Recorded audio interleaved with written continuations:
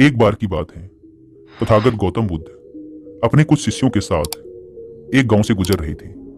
तभी उन्होंने देखा कि वहां से कुछ दूरी पर पेड़ के नीचे एक वृद्ध व्यक्ति बैठा हुआ है। वह पहले जोर जोर से हंसता और फिर अचानक ही रोने लग जाता। बुद्ध के साथ ही उनके शिष्यों ने भी ये सब देखा।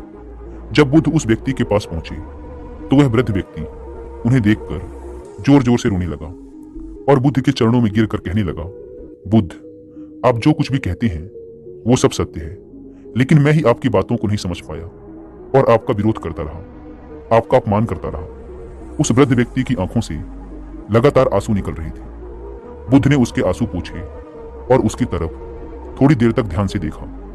उसके बाद बुद्ध ने अपनी झोली में से कुछ भोजन निकाला और उस बूढ़े व्यक्ति को खाने के लिए दे दिया।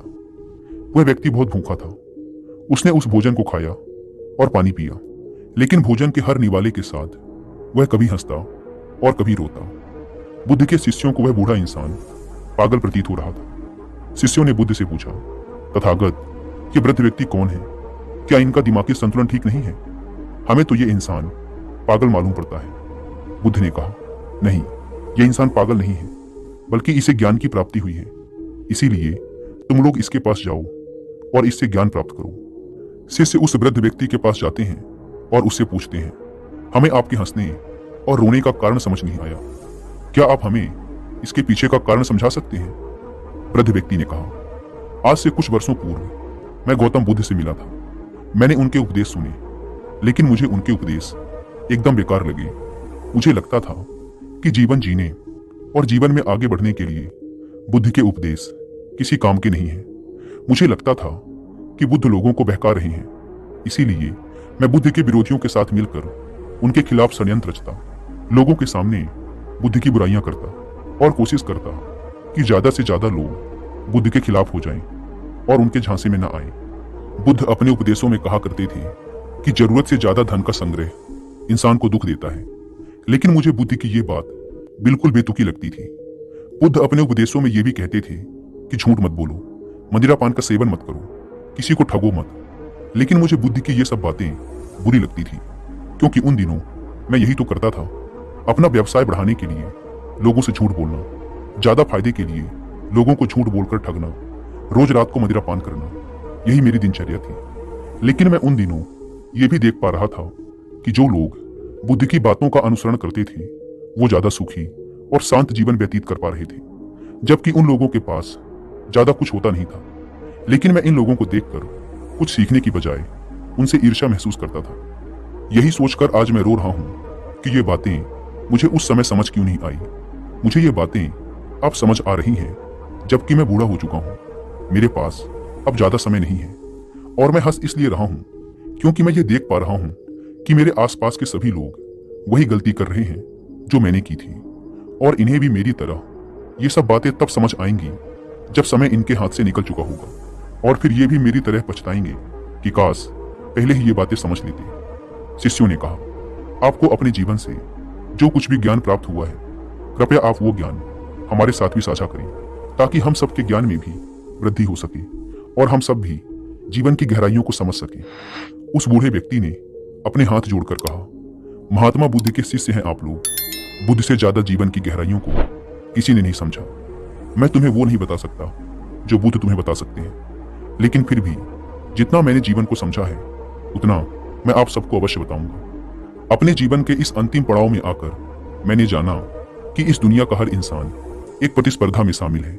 सब एक दूसरे से प्रतिस्पर्धा कर रहे हैं, सब भाग रहे हैं और एक दूसरे से आगे निकलना चाहते हैं, खुद को दूसरों से श्रेष्ठ साबित करना चाहते हैं। और ये आगे निकलने की दौड़ बचपन से ही शुरू हो जाती है। जब मैं छोटा था तो अपने मित्रों से आगे निकलना चाहता था। मैं चाहता था कि मेरे पास मेरे मित्रों से अच्छे खिलौने हों, ज्यादा सुंदर कपड़े हों, मैं उनसे ज्यादा समझदार और होशियार दिखने की कोशिश में लगा रहता था। मेरी माँ बहुत ज्यादा सख्त थी। वो मुझे मेरी मर्जी के खिलौने और मिठाइयाँ लेने से रोकती थी। इसीलिए मेरे मन में कभी कभी ख्याल आता कि अगर ये मर जाएं तो मैं स्वतंत्र हो जाऊंगा और अपनी मर्जी से मिठाइयाँ और खिलौने ले पाऊंगा। लेकिन ऐसा नहीं हुआ। तो मैंने सोचा कि मैं जल्दी से बड़ा हो जाऊं, ताकि मैं बाकी बड़े बच्चों की तरह अपने फैसले खुद ले सकूं, और फिर मैं अपनी मर्जी से मिठाइयाँ और खिलौने भी ले पाऊंगा और ऐसे ही मेरा बचपन गुजर गया और मैं जवान हो गया। लेकिन तब तक खिलौने और मिठाइयों जैसी चीजें मुझे व्यर्थ लगने लगी थी। लेकिन अब नए तरीके की प्रतिस्पर्धा शुरू हो चुकी थी। मैं अपने मित्रों और रिश्तेदारों से ज्यादा धन कमाना चाहता था, ताकि मैं उन्हें दिखा सकूं कि मैं उन सब से ज्यादा काबिल हूं। मैं उन सबसे अच्छा घर बनाना चाहता था, सबसे अच्छे कपड़े पहनना चाहता था, ताकि सभी लोग मेरा सम्मान करें और मुझे इज्जत दें। इसके लिए मैंने लोगों से झूठ बोला, लोगों के खिलाफ षड्यंत्र रचे, उन्हें ठगा। लेकिन उस समय मुझे यह सब सही लगता था। मैं सोचता था कि केवल इसी तरीके से ही जीवन में आगे बढ़ा जा सकता है और बहुत सा धन कमाया जा सकता है। फिर कुछ समय पश्चात मेरे माता पिता ने मेरा विवाह कर दिया। मेरी पत्नी बहुत सुंदर थी, वो मेरा बहुत ख्याल रखती थी, मुझे उसकी हर बात अच्छी लगती थी। लेकिन बहुत सालों तक हमारे कोई संतान नहीं हुई। मुझे इस बात की चिंता सताने लगी कि मेरे बुढ़ापे का सहारा कौन बनेगा। जब मैं अपने मित्रों के घरों पर उनके बच्चों को हंसता खिलखिलाता देखता तो मुझे उनसे ईर्ष्या होती और सोचता कि मेरे घर भी बच्चों की ऐसी ही किलकारियां गूंजनी चाहिए। और बहुत ही जल्द भगवान ने हमारी सुन ली और मैं एक पुत्र का पिता बना। उस दिन मैं बहुत खुश था। मुझे लगने लगा कि अब मुझे सब कुछ मिल गया, मुझे और कुछ नहीं चाहिए। लेकिन बहुत ही जल्द मेरे मन में ख्याल आने लगा कि अगर मेरे 2 पुत्र हों तो मेरा जीवन और भी आसान हो जाएगा। और इस बार भी भगवान ने मेरी सुन ली और मैं दूसरे पुत्र का पिता बना। मैंने अपने पिता के व्यापार को बहुत आगे तक बढ़ाया। एक दिन मेरी पत्नी ने मुझसे कहा, तुम्हारे पिता ने तो सिर्फ इस व्यापार को शुरू किया था, इसे बड़ा तो तुमने ही बनाया है, सारी मेहनत तुम्हारी ही है। और वैसे भी अब तुम्हारे माता पिता बूढ़े हो चुके हैं, उन्हें व्यापार को तुम्हारे हाथों देकर चारों धाम की यात्रा पर निकल जाना चाहिए। मुझे भी ये बात ठीक लगी। मैंने इस बारे में अपने पिता से बात की, लेकिन उन्होंने साफ मना कर दिया। मुझे अपने पिता पर बहुत क्रोध आया और उस दिन के बाद मुझे अपने पिता की हर बात बुरी लगने लगी। मुझे व्यापार में कुछ भी करने से पहले उनसे पूछना पड़ता था। ये बात मुझे बहुत खराब लगती थी। अब मैं स्वतंत्र होना चाहता था, घर और व्यापार के सारे निर्णय खुद ही लेना चाहता था। और बहुत ही जल्द ईश्वर ने मेरी ये बात भी सुन ली। अचानक ही मेरे पिता बहुत बीमार पड़ गए। मुझे लगने लगा कि अब मेरे पिता बहुत ही जल्द इस दुनिया को अलविदा बोल देंगे। मुझे इस बात से दुखी होना चाहिए था, लेकिन मैं कहीं ना कहीं अंदर से खुश था कि अब मुझे टोकने वाला कोई नहीं होगा। मैं सारे निर्णय अपनी मर्जी से कर सकूंगा। मेरे पिता की हालत बहुत ज्यादा खराब होने लगी, यहाँ तक कि वो अब बोल भी नहीं पा रहे थे। वैद्य ने कहा कि अब इनके पास बहुत ही कम समय है। मित्रों और रिश्तेदारों को खबर कर दो कि आखिरी बार आकर इनसे मिल लें। सारे मित्र और रिश्तेदार एक एक कर पिताजी को देखकर जाने लगे। 1 सप्ताह से ज्यादा का समय हो चुका था। मेरे पिता की हालत बेहद ही खराब थी। तभी मेरी पत्नी ने पीछे से आकर मुझसे कहा, अब सब तो इनको देखकर जा चुके हैं, फिर अभी तक ये जिंदा क्यों हैं? ये मरते क्यों नहीं? मुझे भी मेरी पत्नी की बात सही लगी कि अब तो इन्हें मर ही जाना चाहिए। कम से कम ये अपने दुख से छुटकारा तो पा लेंगे। अगली सुबह जब मैं सोकर उठा और अपने पिता के कमरे में गया तो पाया कि मेरे पिता का देहांत हो चुका था। मेरी माता उनके सिर के पास बैठी रो रही थी। उस समय मुझे भी बहुत दुख लगा।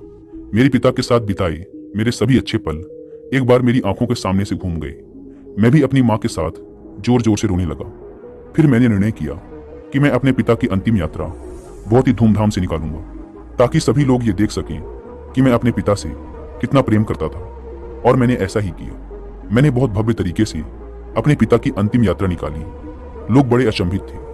आज से पहले उन्होंने इतनी भव्य यात्रा कभी नहीं देखी थी। वे मेरी तारीफें कर रहे थे और मैं ये सब देखकर अंदर ही अंदर बहुत गर्व महसूस कर रहा था कि लोगों की नजरों में मेरा सम्मान और बढ़ गया है। फिर उसके बाद पूरे व्यापार पर मेरा पूर्ण नियंत्रण हो गया। मैं अपनी मर्जी से हर निर्णय लेने लगा। मैंने अपने व्यापार को खूब आगे बढ़ाया। उसके लिए मैंने जो कुछ भी हो सकता था सब कुछ किया। धन के प्रति मेरी हवस और बढ़ती जा रही थी। कुछ ही सालों में मैं अपने नगर का सबसे अमीर व्यापारी बन गया। अब तक मेरे दोनों बेटे भी जवान हो चुके थे। मैंने अपने दोनों बेटों की शादियां दूसरे नगरों के अमीर व्यापारियों से की, ताकि वो मेरे व्यापार में मेरी सहायता कर सकें और मेरा व्यापार और बढ़ सके। फिर एक दिन मेरी माँ की तबीयत खराब होती है और वो भी इस दुनिया से चल बसती है। अब मैं भी धीरे धीरे बुढ़ापे की तरफ बढ़ रहा था। मेरे बच्चे व्यापार में मेरा हाथ बटाने लगे। फिर अचानक कुछ सालों बाद मेरी पत्नी का देहांत हो गया। उस दिन मुझे किसी के जाने का दुख हुआ। मैं एकदम अकेला सा महसूस करने लगा और उदास रहने लगा। फिर किसी ने मुझे बुद्ध के बारे में बताया। मैं बुद्ध के पास गया और उनके प्रवचन सुने, लेकिन उनके उपदेश मेरी सोच के एकदम खिलाफ थे। मैं उनकी बातों से बिल्कुल भी सहमत नहीं था। मेरी तरह और भी वहां बहुत से लोग थे जो बुद्ध की बातों से सहमत नहीं थे। इसीलिए हम लोगों ने मिलकर बुद्ध के खिलाफ बोलना शुरू कर दिया। फिर ऐसे ही कुछ साल और गुजर गए। मैं अपने पुत्रों के साथ व्यापार को आगे बढ़ाता रहा, लेकिन अब दिनों दिन मेरा शरीर कमजोर होता जा रहा था, स्वास्थ्य खराब होता जा रहा था। इसीलिए अब ज्यादातर व्यापार पुत्र ही संभाल रहे थे।